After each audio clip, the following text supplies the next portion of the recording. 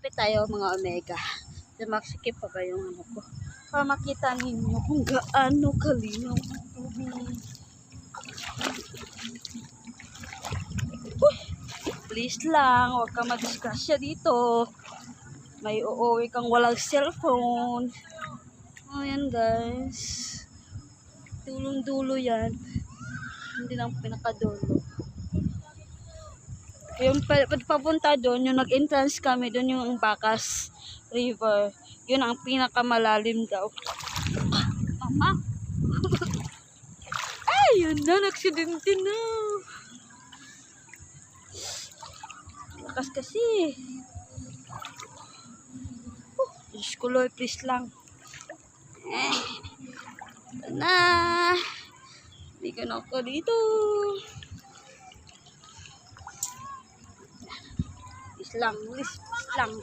Cellphone. Ako guys. Naman yung cellphone, ano yung madala. Kasi madlock mga guys. Isod ang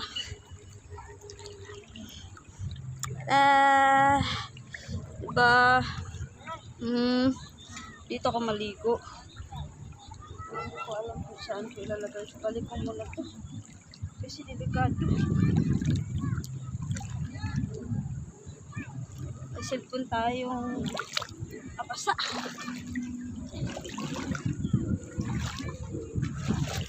Okay lang doon ilagay. Kasi hindi mahulog sa tubig. Ayan, balik natin mga Omega. Ibalik natin kung saan ka nilagay. Ligo muna ako dun sa may bato mga Omega.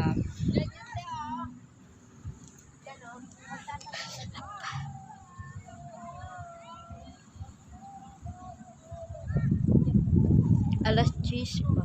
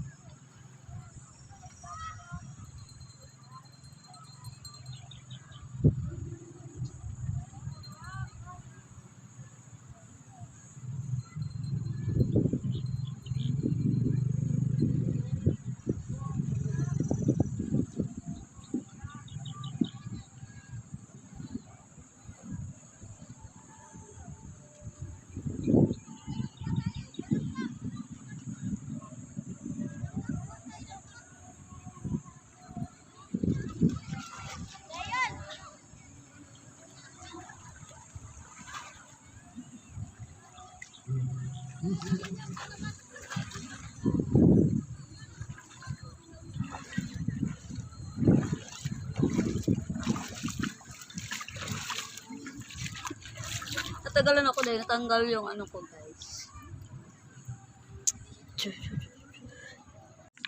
Ayan guys, pabalik na ako doon. Sobrang init na. So tayo nakaligo na ako dito sa dulo. Pero hindi naman ito ang pinakadulo. Doon kasi hindi ko pa yan napuntahan doon. Hindi ko alam kung anong pangalan na river doon na side. Kasi dito is Kanyakan. Part na ito ng Kanyakan. Doon sa kabila yung sinasabi ko sa inyo na malalim. Yun ang Bacas River. So, dito kami dahil may mga batang kasama. Yung kaibigan ni tatay. So, dito talaga kami naligo. Pero ako, dapat doon kasi dapat yung cottage namin. Pero pumunta talaga ako dito dahil nga wala nga mga tao dito naliligo. Andun sa malalim. Then, gusto ko dito dahil yung parang may tubig na bukal na tubig. So, doon ako naliligo. Dahil sa sobrang init. Mabuti kasi dito dahil may nakabantay nga ambulance. Kung may mangyayari, ready na yung mga ambulansya dito. May aksidente. So, andyan na ang ambulance. Ikot-ikot ang ambulance dito. Ngayon guys, so palamig na. Palamig ng tubig at saka init din. Hindi ko muna ako last mga mega. Hindi ko na pinapakita kanina yun. Hindi ko na videohan yung sino-sino ang mga kasama namin. Basta pamilya ng mga kaibigan ni tatay ang kasama. Sumama din ako kahit hindi talaga wala akong as in ka-close or kaibigan. Pero sila naman parang pamilya na din. Wini-welcome din naman kami. Kasi kami naman ang nag-invite sa kanila na maligo kami sa Kanyakan. Basta before magsimana Santa, maliligo talaga kami dito. Kasi dito talaga nag-enjoy si tatay maligo. Hindi siya sa dagat. Maliligo siya mamaya. Palit-palit kami dahil walang magbantay sa bag. Andun na lasing, naligo. Ay, kumanta. Ako, naligo na ako dahil gusto ko na mabasa. Nasa